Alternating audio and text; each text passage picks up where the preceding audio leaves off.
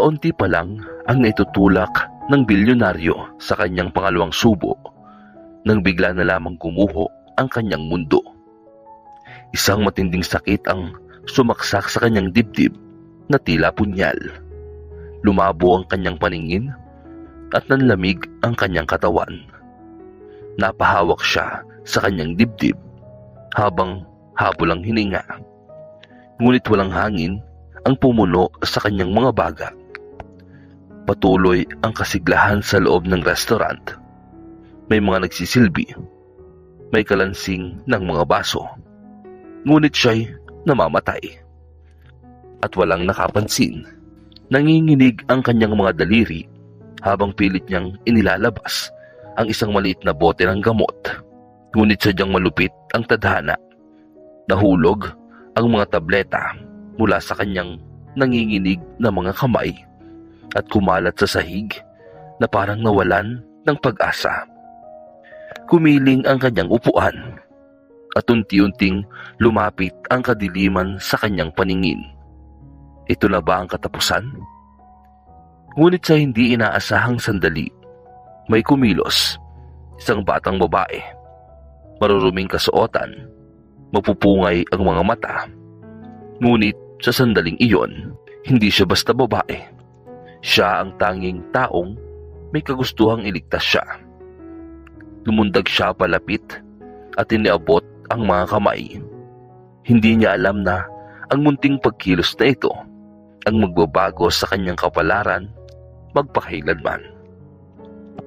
Isang desperadong pagsubok ang ginawa niya upang labanan ang sakit na lalong humihigit sa paligid ng kanyang tadyang.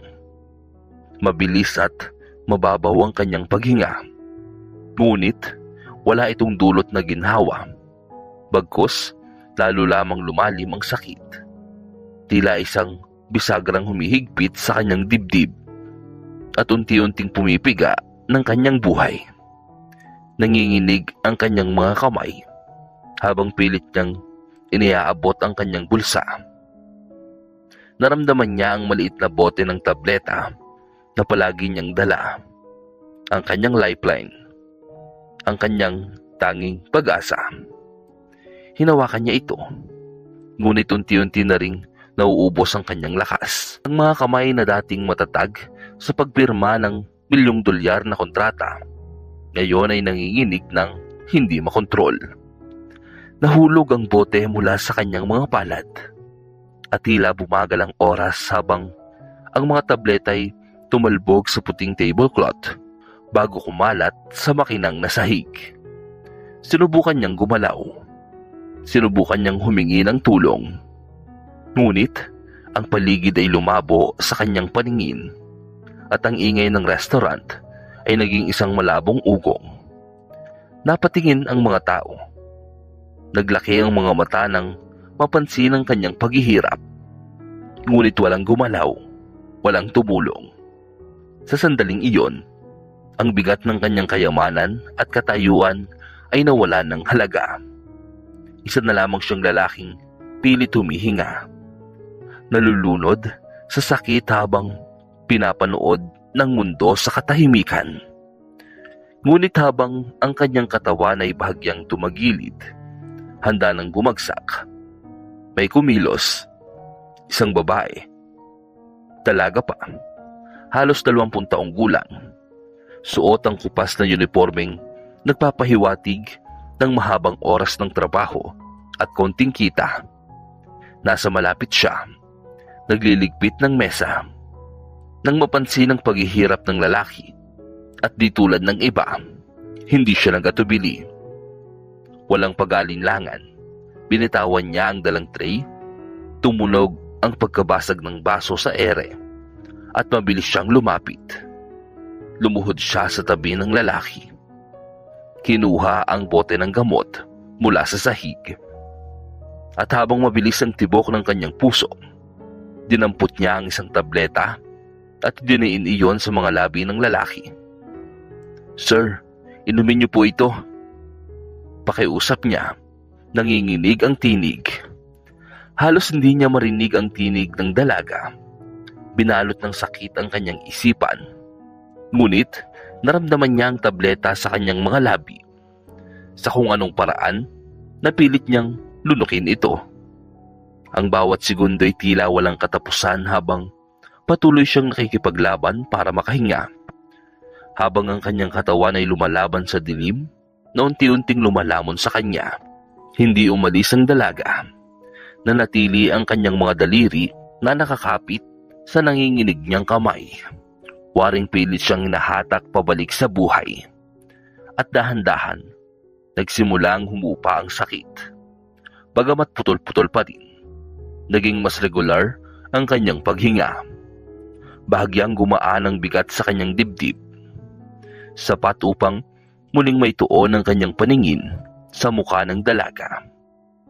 Tinitigan siya nito, puno ng pag-aalala, at sa kanyang mga mata ay nakita niya ang isang sinseridad na matagal na niyang hindi nasilayan. Wala siyang alam kung sino siya. Wala siyang idea sa kapangyarihang taglay ng lalaking iniligtas niya. At gayon pa man, walang pag-aalinlangan siyang tumulong. Sa unang pagkakataon, matapos ang napakahabang panahon, may nabago sa loob ng bilyonaryo. Palagi siyang napapaligiran ng yaman, impluwensya, at mga taong ang tanging pakialam ay ang kanyang estado. Ngunit, narito ngayon ang isang nilalang na wala halos may pagmamalaki at ibinigay ang lahat sa iisang sandali. Humugot siya ng marahang paghinga.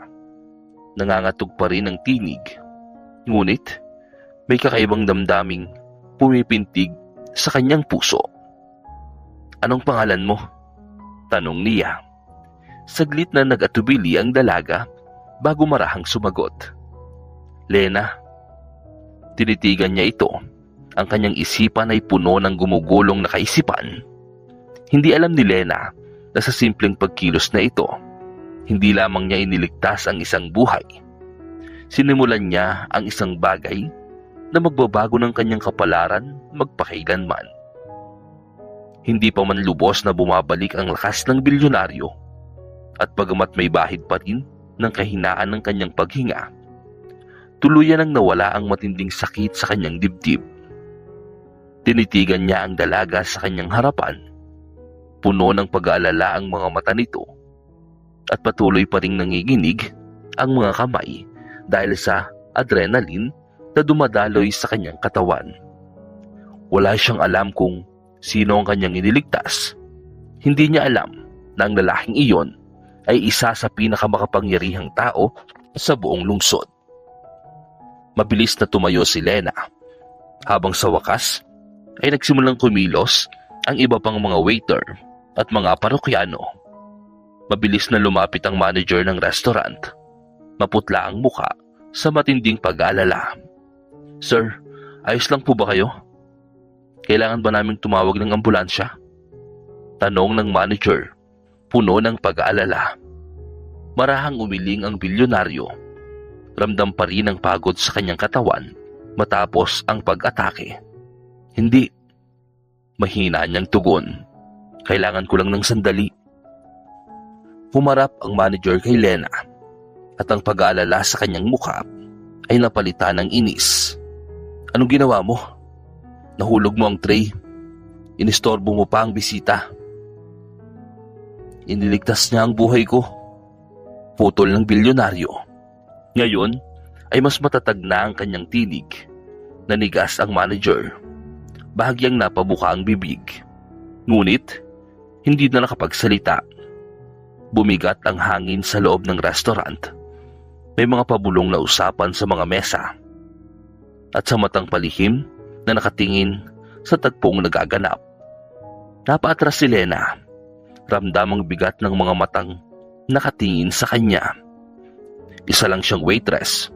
Isang dalagang pilit na bubuhay sa araw-araw gamit ang kakaunting tip na kinikita. Hindi niya inakalang ang pagtulong sa isang tao ay magiging isang pampublikong eksena. "Dapat na po akong bumalik sa trabaho." Mahina niyang sabi. Nakayuko. Nanatiling nakaupo ang bilyonaryo. Tahimik siyang minamasdan. Karamihan sa mga taong kilala niya, mayayamang negosyante, mga nasa mataas na lipunan, hinding-hindi gagawa ng ginawa ni Lena. Sila'y nabubuhay sa mundong puno ng pansariling interes, kung saan kahit kabutihan ay may kapalit. Ngunit ang dalagang ito, walang pag-aalinlangang kumilos, walang inaasahang kapalit. Hindi siya ang taong naniniwala sa tadhana. Ang buong buhay niya ay itinayo sa maingat na pagpaplano at walang awang mga desisyon. Ngunit sa sandaling ito, may naramdaman siyang kakaiba. Isang katiyakang may pagbabagong darating sa buhay ng dalagang ito at siya ang magiging dahilan nito. Papalayo na sana si Lena nang pigilan siya ng tinig ng bilyonaryo. Sandali lang, lumingon siya. Hindi sigurado kung ano ang susunod na mangyayari. Dumukot ang lalaki sa bulsa ng kanyang coat at inilabas ang isang makinis na itim na business card. Kumikinang ang gintong titik sa ilalim ng ilaw ng restaurant. Ipinatong niya ito sa mesa at itinulak papalapit sa dalaga. Pumunta ka sa opisina ko bukas, sabi niya. Napakunot noo si Lena. Litong-lito kung bakit siya binigyan ng card. Ngunit ngumiti ang bilyonaryo. Isang ngiting tila may alam. Dahil iniligtas mo ang buhay ko, aniya. At hindi ako naniniwala sa utang na hindi binabayaran. Nagatubili si Lena. Malinaw na may katungkulan ang lalaking ito. Mula sa suot niyang mamahaling Amerikana, sa tindig niyang makapangyarihan, hanggang sa paraan ng pagtugon sa kanya ng mga tao sa paligid. Lahat ng ito'y sumisigaw ng impluwensya. Ngunit may kung anong nakita siya sa mga mata ng lalaki. Isang bagay na nagpaniwala sa kanyang totoo ang sinasabi nito. Dahan-dahan niyang iniabot ang kamay at kinuha ang card. Wala sa kanyang pangalan na nakasulat doon. Hindi siya kabilang sa mundong binibigyang halaga ang mga ganoong pangalan. Hindi ko yata kaya. Mahina niyang sabi. Bahagyang tumagilid ang ulo ng bilyonaryo. Bakit naman? Tumalikod si Lena ng tingin. May trabaho ako rito. Wala akong oras para pumunta sa opisina. Bahagyang dumilim ang mata ng lalaki. Tila unti-unti niyang nauunawaan ang mas malalim na dahilan. Hindi lang ito tungkol sa oras. Nag-aalangan si Lena dahil natutunan na niyang ang mga ganitong pagkakataon ay hindi talaga para sa mga katulad niya. Bahagyang yumuko ang lalaki. Lumapit ng kaunti. Pumunta ka, sabi niya. Ngayon ay mas banayad ang tinig. Iniligtas mo ang buhay ko. Hayaan mong baguhin ko ang sayo. Mahigpit na hinawakan ni Lena ang card. Ilang taon na siyang nakikipagsapalaran sa hirap ng buhay. Puro pag-aagawan, puro pagtitiis, puro pangarap na halos hindi maabot. At ngayon, narito ang isang estranghero, makapangyarihan, misteryoso, na may alok na hindi niya lubusang maunawaan. Sa unang pagkakataon, matapos ang mahabang panahon, may naramdaman siyang isang bagay na halos nalimutan na niya. Pag-asa. Ngunit alam din niyang ang pag-asa ay isang mapanganib na bagay. May kailangang piliin si Lena. Lisanin ang tagpong iyon at bumalik sa mundong pamilyar. O tahakin ang landas ng hindi tiyak at ipagsapalaran ng lahat. Mayroon siyang hanggang bukas para magpasya. Halos hindi siya nakatulog ng gabing iyon. Ang maliit nilang apartment na kasama ang kanyang nakababatang kapatid ay tila lalo pang lumiit habang nakahiga siya sa manipis na kutsyon, nakatitig sa kisame. Nasa ibabaw ng mesa ang business card ng bilyonaryo. Ang gintong mga titik nito ay kumikislap sa malamlam na liwanag mula sa poste sa labas ng bintana. Natutulog si Jake, ang nakababatang kapatid ni Lena. Sa lumang sopa, ang mahinang tunog ng kanyang paghinga lamang ang bumabasag sa katahimikan ng silid. Gusto sana niyang gisingin ito, ikwento ang lahat. Pero ano nga ba ang sasabihin niya? Na may iniligtas siyang estranghero at gusto nitong makipagkita sa kanya sa opisina nito? Na maaaring ito na ang sandaling magbabago ng buhay nila? O natatakot siya? Natatakot na baka isa lamang itong malupit na biro ng tadhana. Masyadong maagang dumating ang umaga. 1 oras na lang ay kailangan na niyang pumasok sa diner sa kanyang trabaho. Pero sa halip na isuot ang luma niyang uniforme, nanatili siyang nakatitig sa card. Marahan niyang hinaplos ang pangalan. Alexander Graves. Wala itong kahulugan sa kanya. Hindi siya sumusubaybay sa mundo ng mga bilyonaryo at makapangyarihang negosyante. Ngunit ang reaksyon ng mga tao sa restaurant, ang biglang pamumutla ng manager, ay nagsabi na ng lahat. Makapangyarihan ng taong ito. Nangangatog ang kanyang mga kamay habang kinukuha ang cellphone at itinipe ang pangalan sa search bar. Puno ng artikulo, panayam at mga balita ang screen. CEO ng Graves Industries, hari ng real estate, pilantropo, isa sa pinakamayayamang tao sa buong bansa. Napahinto ang kanyang paghinga. Hindi lang ito basta mayaman. Isa itong tao na kayang baguhin ang kapalaran ng isang taong sa isang iglap. Naalala niya ang kanilang pag-uusap, ang paraan ng pagtitig nito sa kanya, na parang may pasya na itong ginawa. Buong buhay ni Lena ay puro pakikibaka, bayarin, dobleng shift, walang pahinga.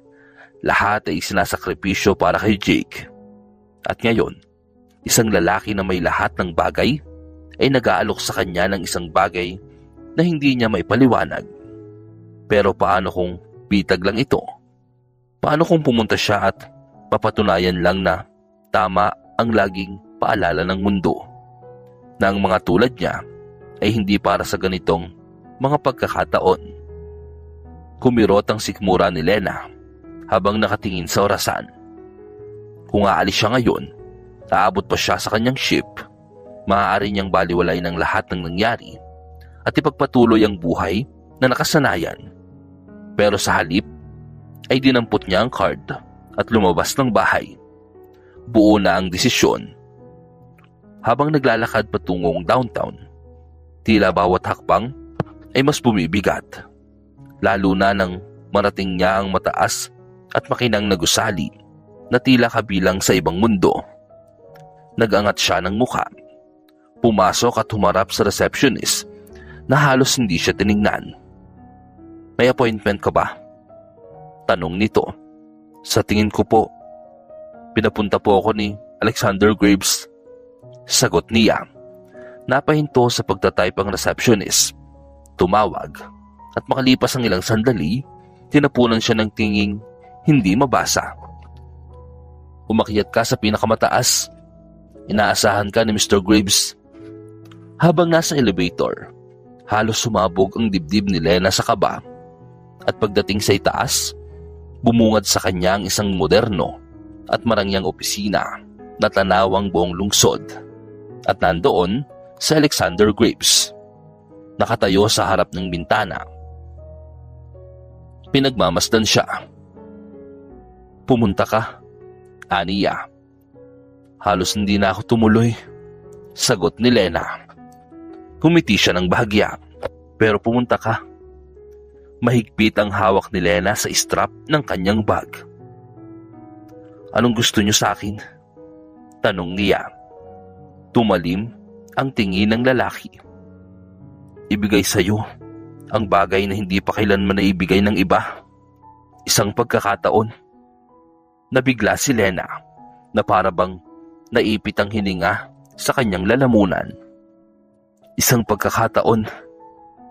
2 simpleng salita, pero dala ang bigat ng lahat ng pangarap niya. Hinanap niya sa mukha ni Alexander ang kahit anong senyales ng panlilinlang, pero wala. Hindi mabasa ang kanyang ekspresyon. Ngunit, May kakaibang tingin sa mga mata nito na hindi niya maipaliwanag. Anong klaseng pagkakataon? Mahina ang kanyang tanong. Itinuro ni Alexander ang marangyang leather na upuan sa kabilang panig ng mesa. Umupo ka. Nagdadalawang isip siya, pero dahan-dahan na naupo. Naramdaman niyang nakakaipit ang opisina. Napakalaki, napakamahal. Tila hindi siya nababagay dito. Pinagsama-sama niya ang mga kamay sa kanyang kandungan para hindi manginig. Gumawa ako ng kaunting pananaliksik tungkol sa'yo, ani ni Alexander habang naupo sa likod ng kanyang mesa. Yamang maaga pa ang pagkamatay ng mga magulang mo. Inalagaan mong kapatid mo mula noon. Nagtatrabaho ng maraming trabaho para mabuhay. Napanginig si Lena. Paano niya nalaman? May mga paraan ako. Paliwanag ni Alexander na para bang binabasa ang kanyang iniisip. Kapag may nagligtas ng buhay ko, sinisikap kong makilala sila. Tumitig si Lena sa sahig. Nahihiya at galit na naibunyag ang kanyang mga paghihirap. Maaari mo namang iwan ako, sabi ni Alexander. Ganyan ang karaniwan. Hindi ko kayang gawin yun. Pabulong niyang sagot. May kumislap na respeto at paghanga sa mukha ni Alexander. Kaya gusto kitang tulungan. Kumunot noo si Lena. Tulungan? Paano? Yumuko si Alexander papalapit sa mesa. Buhay ka na ang inabot mo para makaligtas lang. Paano kung bigyan kita ng paraan para tunay kang mabuhay? Napalunok si Lena at napangiti ng mapait. Ano yun? Tanong niya. Inilatag ni Alexander ang isang folder sa mesa. Nagdadalawang isip siya bago ito kinuha. Nanginginig ang mga daliri habang binubuksan. Napalawak ang mga mata niya. Isang kontrata. Totoong kontrata. Maraming pahina ng legal na teksto. Ngunit ang mga salitang pumukaw ng kanyang sikmura. Alok na trabaho. Sweldong para bang imposible. Tirahan, edukasyon, katatagan. Lahat ng ito. Hindi pa siya naniniwala at napabulong. Parang malito. Umiling siya. Waitress lang ako. Wala akong kwalifikasyon. Hindi pa nga ako nakatapos ng kolehiyo. Ngunit tumitig si Alexander sa kanya ng matatag. Hindi yan mahalaga. Nilunok ni Lena ang mabigat na dibdib. Bakit ako? Tanong niya. Huminga siya ng malalim. Alam ko kung paano ang maging nasa ilalim. Maghirap at walang naniniwala sa'yo. Napanganga si Lena. Yan ang huli niyang inaasahang marinig. May isang tumanggap sa akin noon. Dagdag ni Alexander. Ngayon, ginagawa ko rin yun para sa'yo. Mahigpit na hinawakan ni Lena ang gilid ng folder. Sobrang laki. Sobrang totoo para paniwalaan. Ano ang kapalit? Tanong niya. May pagdududa. Ngumiti si Alexander. Ngunit walang halong saya. Kailangan mong magsumikap ng higit pa sa dati. Hindi ito donasyon, kundi pagkakataon. Isang bagay na pwedeng baguhin ang lahat para sa iyo at sa kapatid mo. Tumibok ng malakas ang puso ni Lena. Pwede kang umalis ngayon, sabi niya. Bumalik ka sa dati mong buhay o tanggapin ang pagkakataong ito at tingnan kung saan ka nito dadalhin. Tumingin si Lena sa mga papel sa kanyang kamay. Kapag pinirmahan niya ito, magbabago ang lahat. Nanginig ang mga kamay niya habang hawak ang panulat. Mabigat ang sandali, halos hindi makahinga. Ang kontratang ito, ang oportunidad na ito, ay hindi niya kailanman pinangarap. Tila isang mapanlinlang na biro na naghihintay na masira. Tahimik siyang pinagmamasdan ni Alexander. Hindi mabasa ang mukha niya. Ibinigay niya ang desisyon kay Lena. Siya ang may hawak ng kapangyarihan. Nagtataka si Lena sa sarili kung pipirma ba siya. Anong eksaktong gagawin niya? Umuupo si Alexander sa kanyang upuan ng bahagyang umatras. Direkta kang magtatrabaho sa akin. Tuturuan, gagabay, at ihahanda kita para sa isang kinabukasan na hindi mo kailanman inakala. Kumirot ang dibdib ni Lena. Bakit mo ginagawa ito? Para sa akin? Napadilim ang tingin ni Alexander na para bang may naaalala siyang matagal nang nakalipas. Dahil nakikita ko sa iyo ang apoy na minsan ay nasa akin din. Isinagip mo ako nang hindi nagdadalawang isip at bihira ang ganitong uri ng pagkakabukas palad. Muling tumingin si Lena sa kontrata. Ang sweldo ay higit pa sa kanyang naranasan kailanman. Pati na rin ang mga benepisyo at seguridad. Mga bagay na hindi niya pa na-experience. Ngunit, handa ba talaga siyang pumasok sa kanyang mundo? Huminga siya ng malalim. Pinapatatag ang sarili. Sige po. Mahina niyang sabi. Gagawin ko. May bahagyang pag-aproba sa mga mata ni Alexander habang ini-slide niya ang pangalawang dokumento sa harap niya. Pirma dito.